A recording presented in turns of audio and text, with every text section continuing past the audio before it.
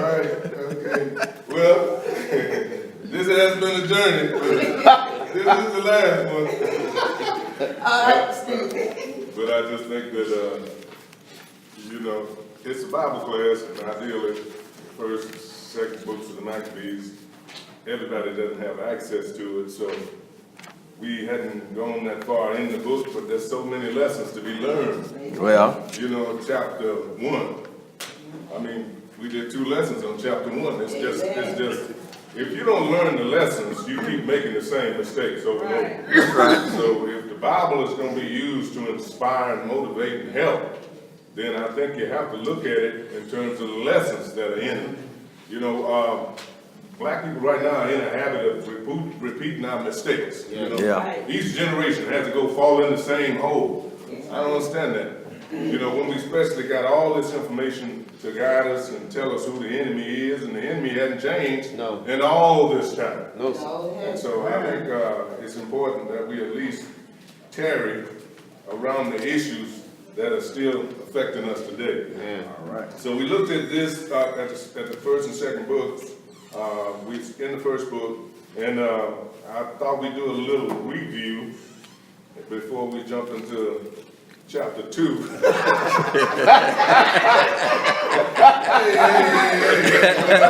I'm not gonna do it.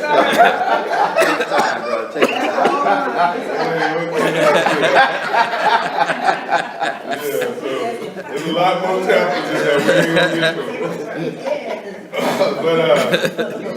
The book covers 40 years from the rise of Antiochus Epiphanes in 175 BC to the death of Simon. That's the last son of Maccabees, and the rise of John Acranus.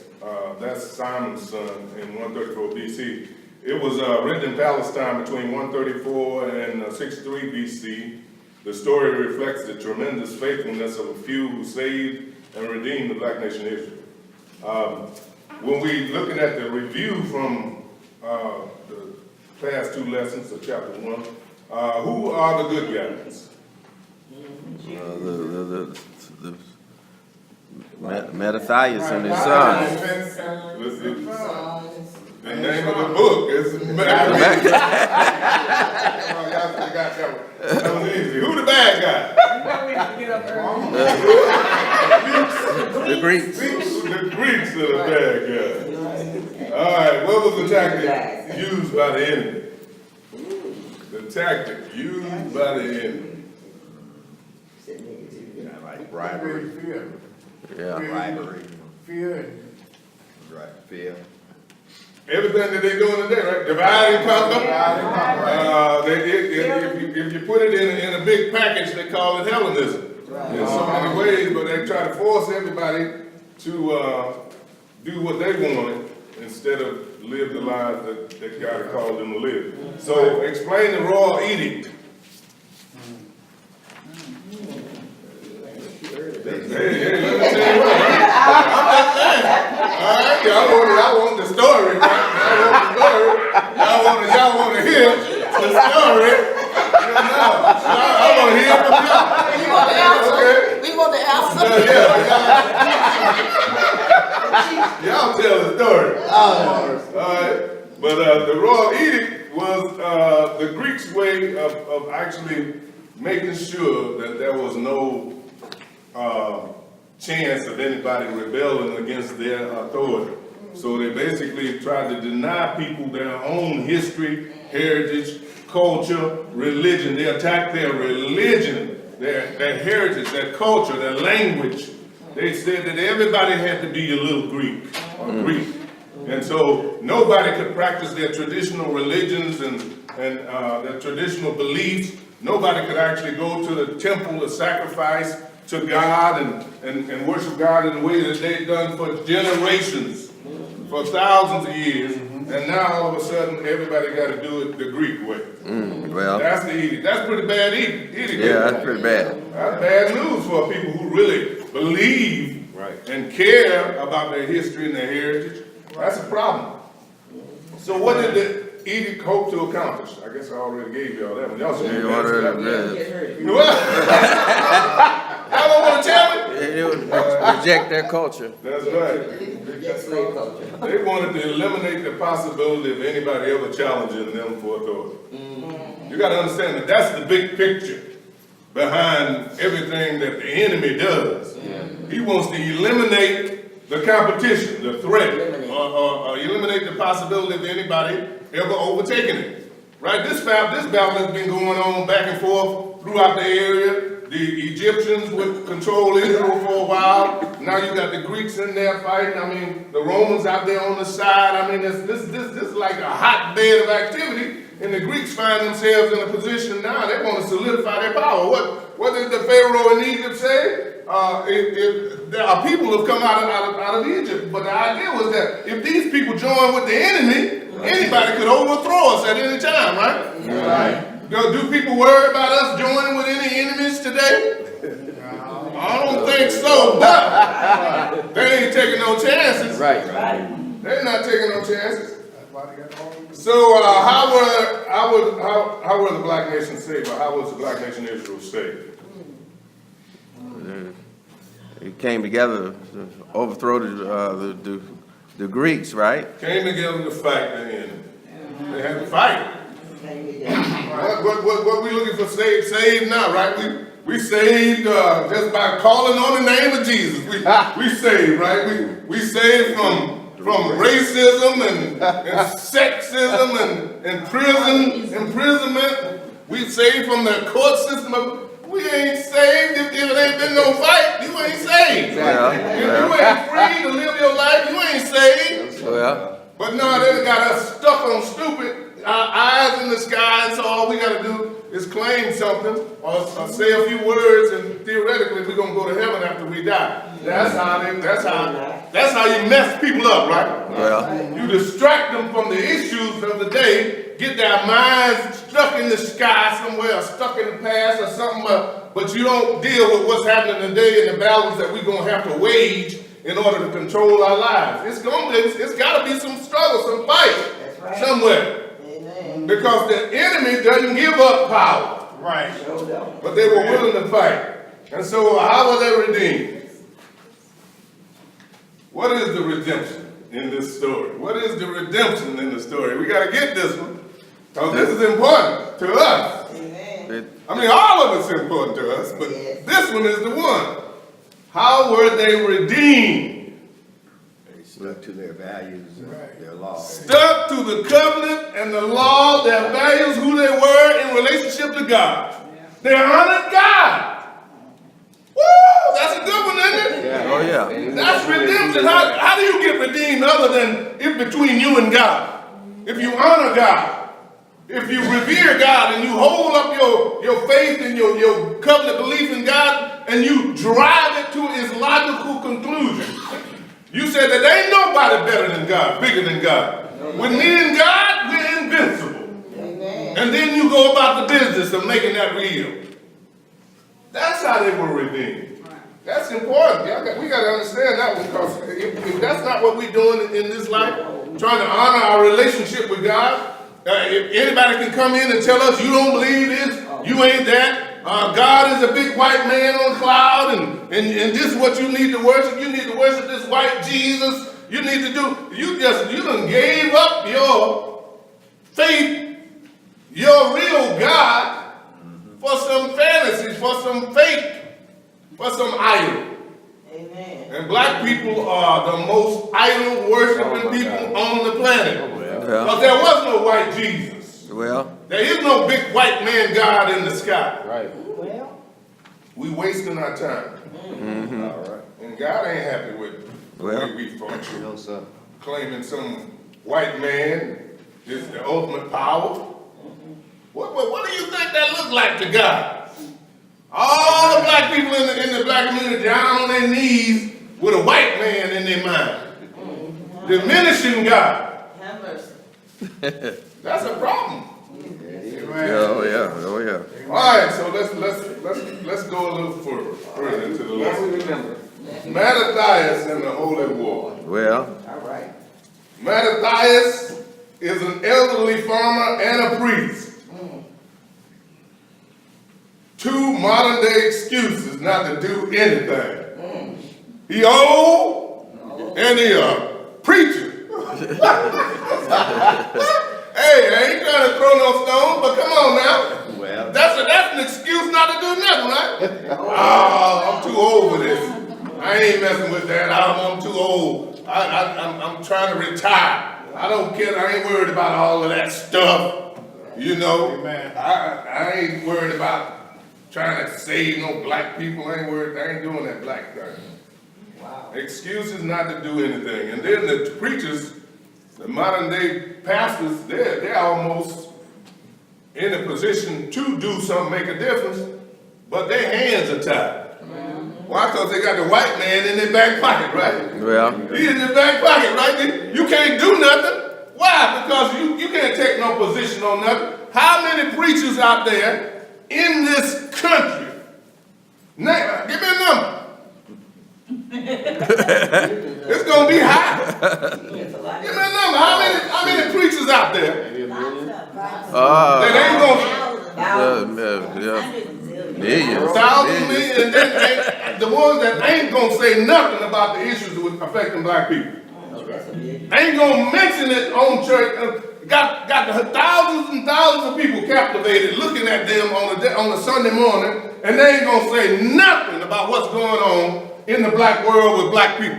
Well, They're not gonna talk about the millions of black people who are incarcerated, unproportionately to their numbers in society or to the rest of society. They ain't gonna say nothing about that.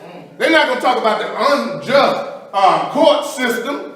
They're not going to talk about racial profiling. They're not going to talk about white supremacy. well, They're not going to talk about the Ku Klux Klan. well, What they going to tell you? You got to love everybody. Amen. You got to turn the other cheek. You got to learn to be a good Christian. You got to walk this Christian walk so God can take you to that place beyond the clouds. You gotta be a good servant. What? They ain't gonna talk about what's really going on. They ain't gonna touch it. So you old and you a preacher, you got to pass. Maccabees wasn't that kind of man. All right. Let's read a little bit. Chapter 2, 15 through 28.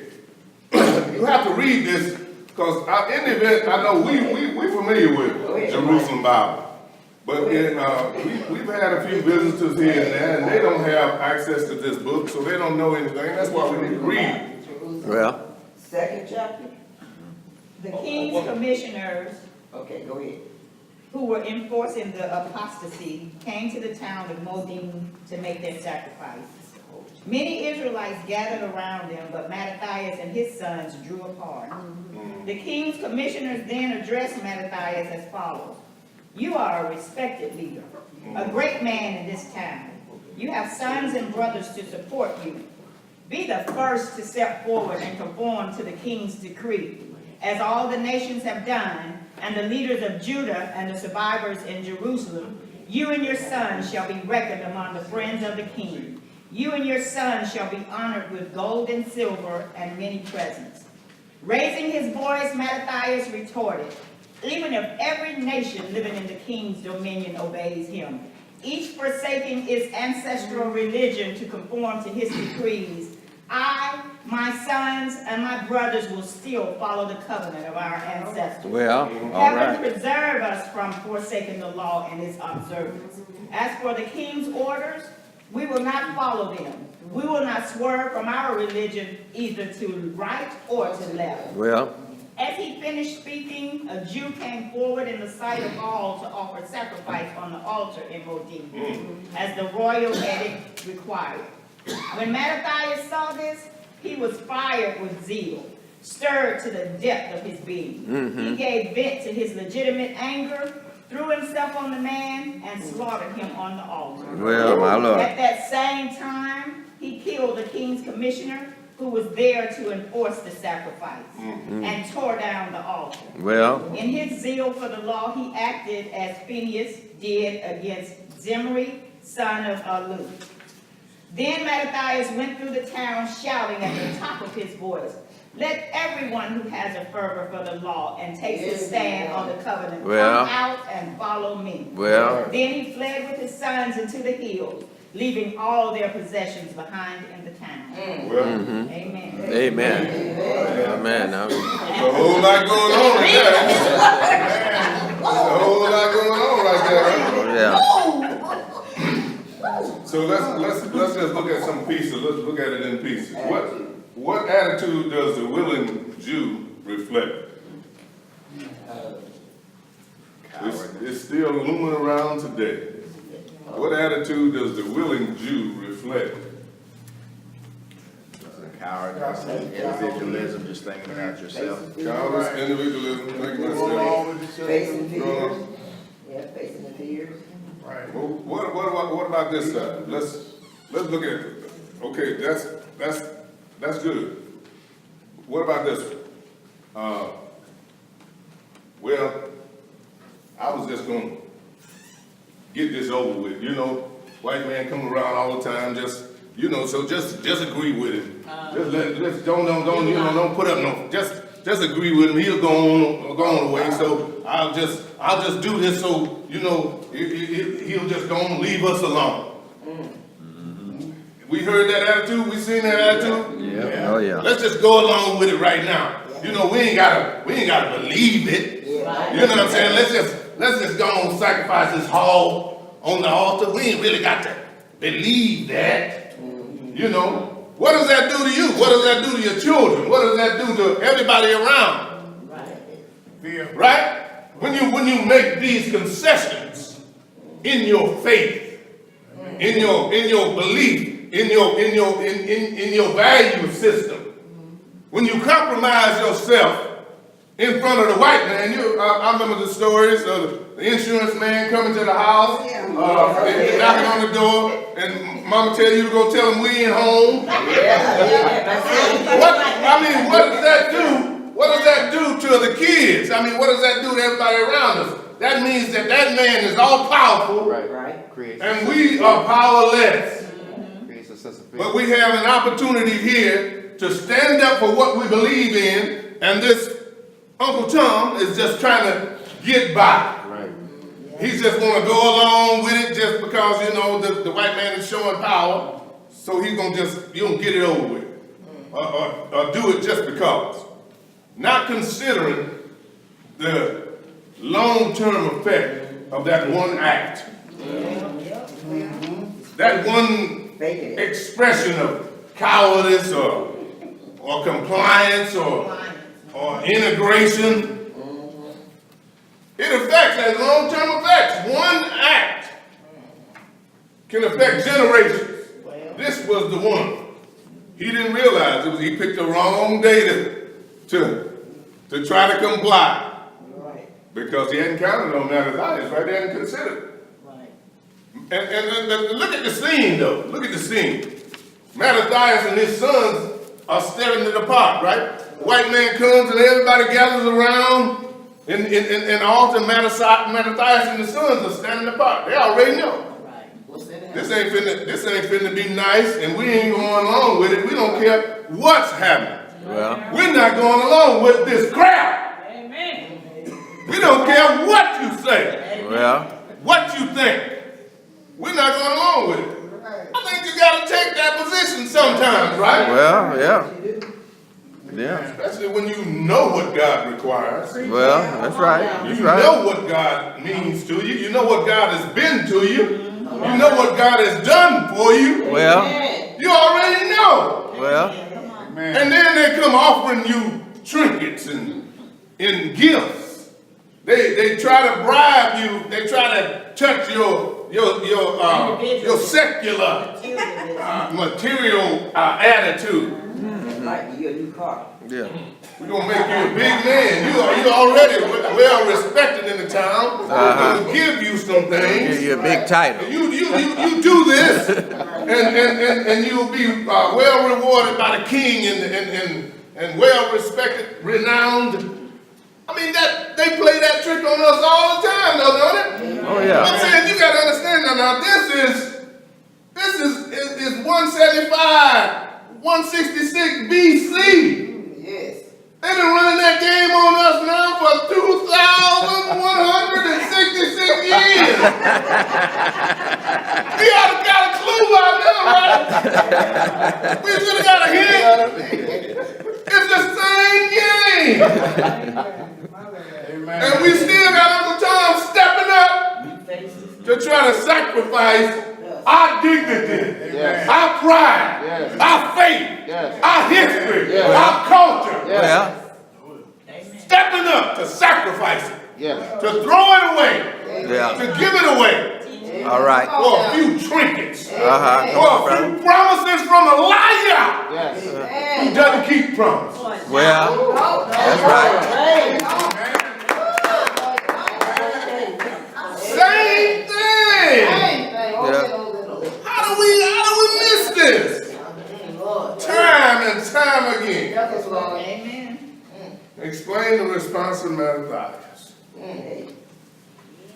Y'all gotta get this in. We gotta understand that we have to make this decision every day of our lives as Black Christian nationalists. Well, Every day of your life, everywhere you are, in the shopping center, at the gas station, at the job, at the church, well, at the school. well, You got to make this decision over and over and over again. Why?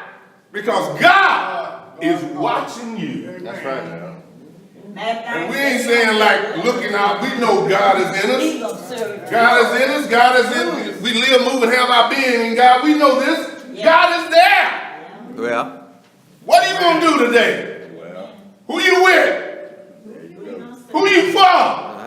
What you believe? well, What you stand on? Where's the covenant in your life today? How's it going to play out? Does the enemy win? Or do Black people win today? all right. Come on, put on your big boy breeches. Let's see what's going to happen today. All right. It's every day. Yeah. You don't want to live like that, do we, don't? No. We don't. We just go along with this guy, you know, they call us niggas today. We just go along with it. You know, that's just one of them. That's just them. That's just that old white man, that old racist cracker there. That's just him. You know. He didn't mean nothing. You got to bust his head. That's right. At least tell him. Stand up on for God. At least right there. What makes it a holy war? Holy war, when God is defining everything you do. It's You gotta ordained by recognize God. that you stand for God by in and everything. Yes. You fighting for the Every covenant. move. You fighting for your relationship with your Yeah, God. you stand for your community at large in general. That Cause makes somebody it got a to go holy for God. war. Got to go for it all the time. It's a holy You war. lose Now, strength if that you lose strength, and that's the reason we're in the condition where we're in right now. I get it. You know, we continuously have lost strength. Well, amen. We old. Amen. oh, we're old. You know, Amen. ain't nothing to do with it. You got that old instinct. Right, well, you still breathing, ain't you? You ain't hooked up to no ventilator. You ain't on life support. Then you ruling yourself down. There you go. You is getting old. All right, let me go on, Junior. Let me go on.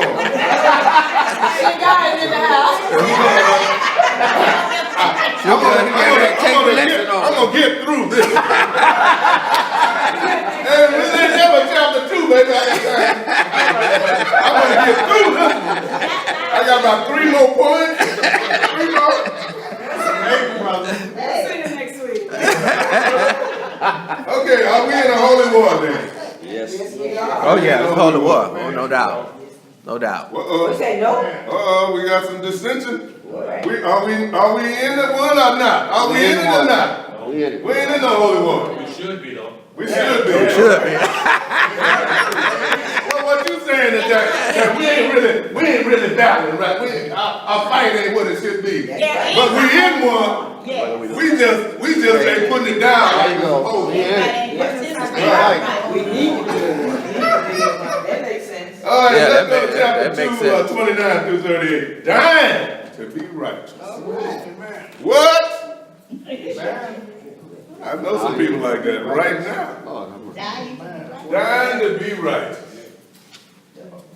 Chapter 2, 29 through 38. At this, many who were concerned for virtue and justice went down to the desert and stayed there, taking with them their sons, their wives, and their cattle, for the burden of their wrongs had become unendurable. But word was brought to the king's men and the garrison in Jerusalem, in the city of David, that the men who had repudiated the king's edict had gone down to hiding places in the desert. A strong detachment went after them, and when it came up with them, ranged itself against them in battle formation, preparing to attack them on the Sabbath day. But first they challenged them, enough of this. Come out and do as the king orders, and you shall be spared. But they answered, we refuse to come out, and we are not going to obey the king's orders, and so profane the Sabbath day. The others at once went into action, but they offered no opposition. Not a stone was thrown. There was no barricading of the hiding places. They only said, let us all die innocent. Let heaven and earth bear witness that you are massacring us with no pretense of justice. The attack was pressed home on the Sabbath itself, and they were slaughtered with their wives and children and cattle to the number of 1,000 persons. Wow. My Lord. Dying to be right. 1,000 right there in one day. In a few hours, day. Standing ground. Why? Because we want to appear righteous. My Lord. Let God see that we didn't violate the law and we'll die in righteousness. We won't even put up a fight.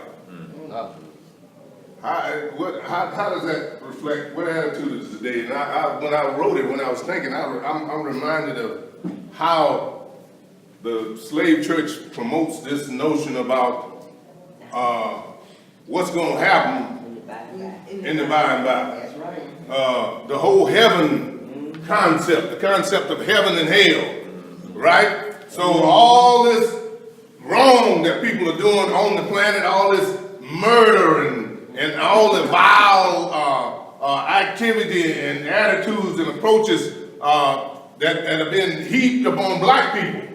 Overall, a lot of black people believe that white people are going to get theirs in the end, right? And they know, we know who's doing it. I mean, it's not like we don't know, but we believe that God is going to rape the white man over hell's fire. He's going to bust hell wide open. That's what they said, right? All that he's doing, he's going to bust hell wide open. Let's get a little closer to home. Let's look at the black community. Amen. All the dope dealers and stuff that are able to walk around and roam up the street, the crime, the criminals, that we know. We know about it, right? We see it happening. Yep. But what we saying in our house behind the shade, he gonna bust hell wide open. Just let stuff happen. But we consider, taking out our books and praying and we righteous, rather than take a stand on evil, put up a little fight. We'd rather die in our righteousness. And that doesn't help us at all. And fortunate for the black nation Israel, Maccabees wasn't like that. Well, He didn't see it like that. He didn't look at it like that. thank God. Said a law, that's one thing, but come on now. We ain't ready to, we can't die like this. We can't go out like this. Chapter 2, 39 through 41. Change or die. When Maccabees and his friends learned of it, they mourned for them deeply. And each said to his neighbor, we all do this as our brethren have done, and refuse to fight with the Gentiles for our lives and for our ordinances. They would quickly destroy us from the earth. Well, So they made this decision that day. Let us fight against every man who comes to attack us on the Sabbath day. Let us not all die as our brethren died in their hiding places. well, Amen. Amen. Amen. If we refuse to fight, That's right, yeah. they will kill us Get it. and eliminate us from the earth. Don't you feel like sometimes they're trying to eliminate us from the earth? Oh, yeah. Oh, yeah. Thousands and thousands of us going down at a time. Trying to eliminate us from the earth because they know we don't fight. Not that kind of way. We don't organize ourselves for battle. That's right. You know what I'm saying? You just- We got a lot of so-called bad guys. We got a lot of gangsters and thugs and whatever. We so criminals. But hey, we ain't fighting no real fight, right? I mean, where all them thugs and gangsters at when it's time to do some battle? We ain't doing nothing to white folks. We terrorizing the black community. That's right. We filling up the prisons. Saying about- So all them bad boys, they ain't doing nothing for black people. They ain't fighting like that. So let's look at this.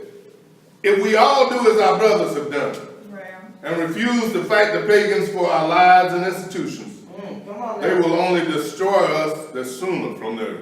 Well, Amen. Fighting for our lives and for our institutions. That's the thing that's missing in the black community. We don't realize, we don't understand that this is a fight for our lives, well, for our very existence. But we think that it's about some jobs and some food stamps or some voting. We don't realize that this is life and death. Because if we don't consider our lives worth, you know what I'm saying, we run around talking about Black Lives Matter now, you know, but how much do they matter? Right. How long do we hold the stand? How long before they buy off that movement? Right. Before they change it, before they make it something else, They working. make it about something else? What will later be Jesus' response to a Sabbath issue during his ministry? That, the Sabbath was made, man was not made for the Sabbath, but the Sabbath made for. Sabbath made for the man. well, Go ahead, Andy. all right. Let's break it down. If the law don't work for you, damn the law. Huh? I think that's about it, man. Not just law, it's no law. Hell, if the law don't get you killed, damn the law. If the law sets you up for sacrifice, That's right. the law ain't good for you. Amen. Amen. That's right. You can't follow that one, Okay. right? That's right. Need another law. I think we need to get that one. Damn that law. When the rules tie your hands to meaningful action, our commitment to God and black people demand that we defend the covenant with our very lives. We don't go down without fighting. That's right. Amen. We gotta fight. Well, got to. Chapter 2, 42 through 48. Something to fight for. All right now. Don't be looking at that clock. I'm gonna get through this. They don't ever stop. Here. Go ahead, chapter 2, 42 through 48.